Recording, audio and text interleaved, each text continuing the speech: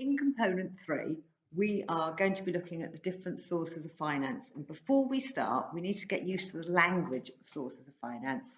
So this short video is about the key terms we're going to meet. The first two terms, sources of finance, are either going to be internal or external. So let's have a look and see what these two things mean.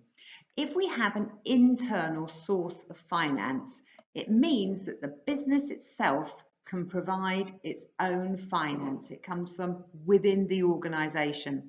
And we're looking at the owner might put in some extra money. That would be an internal source of finance. Or they may have saved some profit, retained profit from a previous year, and they're going to use that to expand the business. So internal is when the business itself provides the money.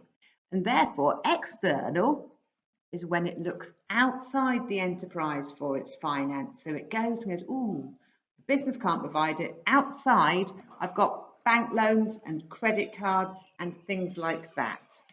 So then we're going to look at, is it short term or is it long term finance? Now, this means short term finance is when a business has got poor cash flow. Remember we did cash flow, we had to sort it out. It needs finance for a couple of months just to get over some problems. And it might use something like a bank overdraft where the bank will allow you to spend more money than you have, but they expect you to pay it back in a month or two. And of course, they'll charge you interest for it. The interest rates can be quite high. Or we might be looking for long-term finance. And this is when a business needs some finance to expand the business, for example, and they're going to repay it over a number of years.